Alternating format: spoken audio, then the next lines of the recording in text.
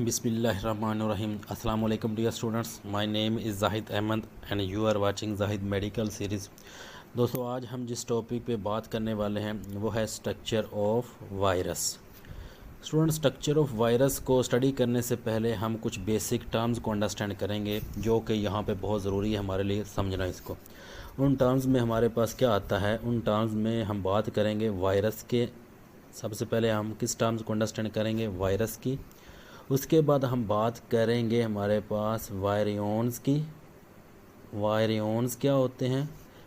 इन वेरियॉन्स के बाद फिर हम बात करेंगे व्यूराइड्स की, हम बात करेंगे स्टूडेंट्स। इनके बाद हम बात करेंगे व्यूराइड्स क्या होते हैं। और फिर व्यूराइड्स के बाद हमारे पास एक और नई टर्म्स है जिसको हम कहते हैं प्रियॉन्स। तो इन टर्म्स को स्टूडेंट्स हम अंडरस्टैंड करेंगे कि इन चीज़ों के अंदर डिफरेंस क्या होते हैं, और ये हमेशा स्टूडेंट्स को कंफ्यूज करते हैं। स्टूडेंट, वायरस का हमें पता था, वायरस क्या है।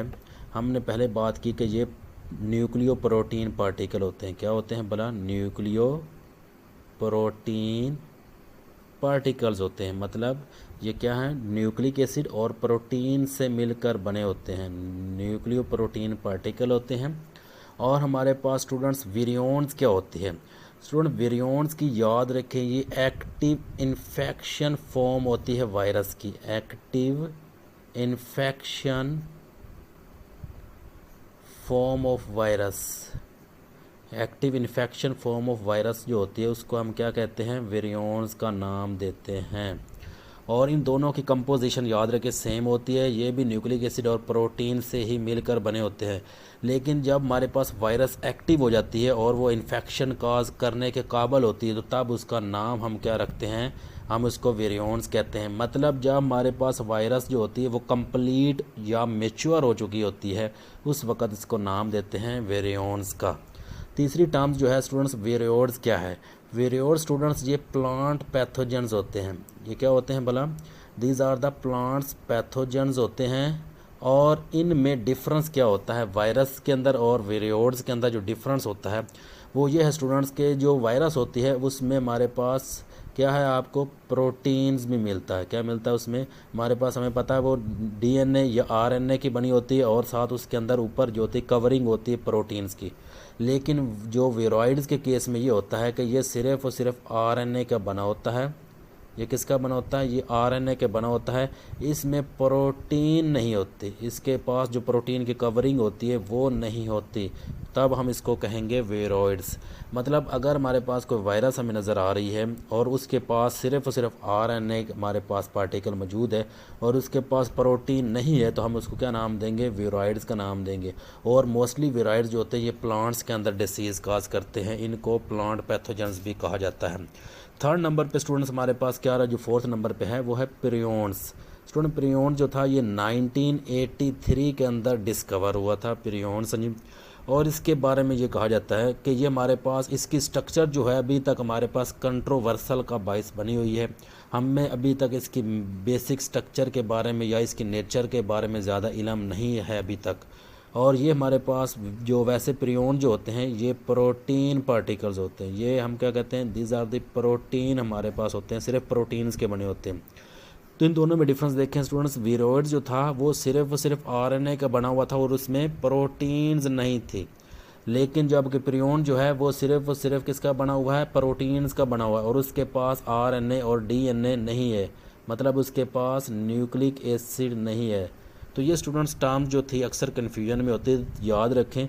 वेरियोड जो होगा इसके पास प्रोटीन नहीं होगी, प्रियॉन जो होगा इसके पास न्यूक्लिक एसिड नहीं होगा। तो ये हमारे पास इनमें डिफरेंस होता है। और स्टूडेंट्स जो प्रियॉन जो होती हैं हमारे पास ये डिसीज़ काज करती हैं दोनों प्लांट्स में भी और जो हम कहते हैं ह्यूमन बीइंग्स के भी अंदर। जो हमारे पास अगर आप देखें तो जो एनिमल्स के अंदर ये डिसीज़ काज करती हैं, हमारे पास एनिमल्स के अंदर भी डिसीज़ काज करती हैं और ह्यूमन बीइंग्स के अंदर भी ये डिसीज़ काज करती हैं। एनिमल्स के अंदर ये डिसीज़ जो काज करती है उसको कहते हैं मैड कॉ इन्फेक्शन। क्या होता है भला? दिस काज द मैड कॉ इन्फेक्शन। ये मैड कॉ इन्फेक्शन काज करती हैं किसके अंदर भला? एनिमल के अंदर। जबकि ह्यूमन बीइंग्स के अंदर ये डिसीज़ जो काज करती है उसको कहते हैं हम मिस्टीरियस ब्रेन इन्फेक्शन। क्या कहते हैं भला? Mysterious brain infection. तो याद रखें स्टूडेंट्स, मिस्टीरिया ब्रेन इन्फेक्शन ये कौन काज करता है? प्रियॉन्स काज करते हैं। किस में? एनिमल्स में भी करते हैं और ह्यूमन बींग्स के अंदर, दोनों में ये डिसीज़ काज कर रहे होते हैं। अब हम स्टूडेंट्स अगर बात करें स्ट्रक्चर ऑफ वायरस की, या हम जिसको बात करते हैं स्ट्रक्चर ऑफ वेरियंट्स की, जो कि एक्टिव या इन्फेक्शियस फॉर्म होती है वायरस की, तो स्टूडेंट्स याद रखें वायरस जो था हमने इसको क्या नाम दिया? इसको हम कहते हैं न्यूक्लियो प्रोटीन पार्टिकल। क्या कहते हैं? बोला न्यूक्लियो प्रोटीन पार्टिकल या न्यूक्लियो प्रोटीन एजेंट होते हैं जो कि डिसीज़ काज करते हैं। न्यूक्लियो प्रोटीन में स्टूडेंट्स देखें, न्यूक्लियो का मतलब न्यूक्लिक एसिड से बने होते हैं। ये हमारे पास डीएनए के मुश्तमिल होते हैं या आरएनए से मिलकर बनते हैं। या तो ये डीएनए वाले होंगे या इनके पास आरएनए होता है, और साथ इनके क्या होता है? प्रोटीन होता है। प्रोटीन की इनके ऊपर क्या होती है? वो कवरिंग होती है। स्टूडेंट्स हमारे पास डीएनए जो आरएनए होता है, इसको हम नाम देते हैं जीनोम का। क्या नाम देते हैं? भला जीनोम कहते हैं। डीएनए और आरएनए जो हमारे पास वायरस के पास मौजूद होता है, मतलब न्यूक्लिक एसिड जो होता है, वो वायरस के केस में इसको क्या नाम देते हैं? जीनोम का नाम देते हैं। और प्रोटीन जो होता है, इसके ऊपर जो कवरिंग होती है, मतलब न्यूक्लिक एसिड को जो कवर किया होता है, वो प्रोटीन से मिलकर बना होता है। जो प्रोटीन की कवरिंग होती है उसको हम नाम देते हैं कैप्सिड। क्या नाम देते हैं? भला कैप्सिड का नाम देते हैं।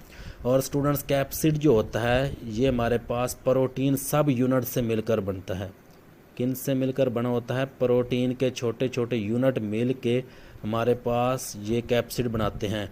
तो इन प्रोटीन सब यूनिट को हम कहते हैं कैप्सोमियर्स। क्या नाम देते हैं? भला इनको कहते हैं कैप्सोमियर्स।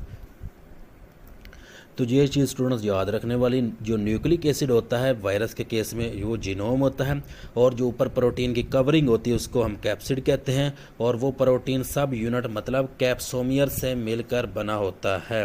और ये कैप्सोमियर जो होता है, ये हमारे पास जो है करैक्टरिस्टिक्स होती है वायरस की, क्योंकि डिफरेंट वायरस के अंदर डिफरेंट नंबर ऑफ कैप्सोमियर्स होते हैं। एग्जाम्पल के तौर पर अगर हम देखें तो हमें कौन से मिलता है? सबसे पहले हम बात करते हैं एडिनो वायरस की। एडिनो वायरस जो है स्टूडेंट्स, एडिनो वायरस, इसके पास जो नंबर ऑफ कैप्सोमियर्स होते हैं वो हमारे पास हैं 252 कैप्सोमियर्स। कितने होते हैं कैप्सोमियर्स? 252 कैप्सोमियर।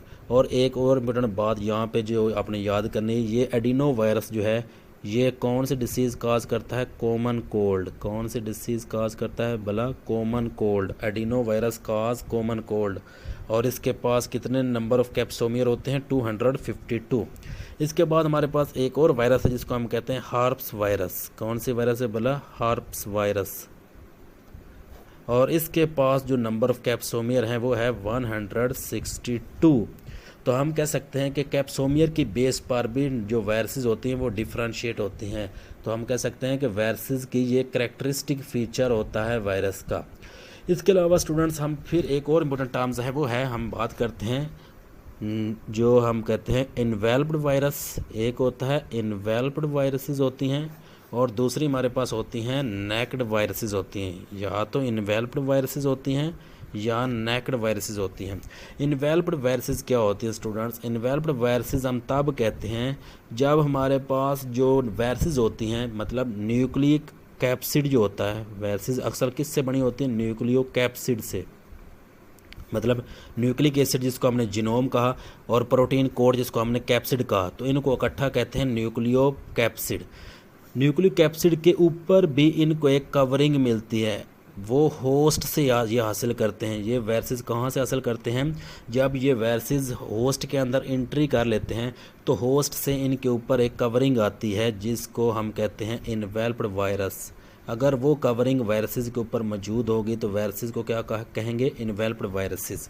अगर वो कवरिंग हमारे पास, मतलब न्यूक्लिक कैप्सिड के ऊपर अगर कवरिंग मौजूद नहीं होगी, अगर न्यूक्लिक एसिड के ऊपर कवरिंग नहीं होगी तो इसको नेक्ड वायरसेस कहते हैं। अगर इन्वेल्प्ड वायरसेस की एग्जांपल की बात करें तो स्टूडेंट्स हमारे पास आता है स्मॉल पॉक्स। स्मॉल पॉक्स जो होता है हमारे पास, ये भी एक इन्वेल्प्ड वायरसेस आता है। इसके अलावा अगर न्यूक्लिक एसिड की बात करें तो जो हमारे पास और नेक्ड वायरसेस है, इसकी एग्जांपल में आता है पोलियो वायरसेस। तो याद रखें स्टूडेंट्स, वायरसेस इन्वेलप्ड भी होती हैं या नेक्ड भी होती हैं। अगर तो इनके जो हमारे पास न्यूक्लिक कैप्सिड है उसके ऊपर अगर एक कवरिंग आ जाए, वो कवरिंग कहाँ से आएगी? ये कवरिंग होस्ट से हासिल होती है, ये होस्ट से कवरिंग लेते हैं। अगर होस्ट की तरफ से ये कवरिंग ऊपर मौजूद होगी तो इसको हम कहते हैं इन्वेलप्ड वायरसेस। अगर होस्ट की तरफ से कवरिंग मौजूद नहीं होगी तो इनको नेक्ड वायरसेस कहते हैं। और इनके एग्जांपल में देखें तो हमारे पास स्मॉल पॉक्स भी है हमारे पास, और पोलियो वगैरह आपको देखने को मिलती हैं। आई होप कि आपको समझ आ गई हो कि थैंक यू फॉर वॉचिंग।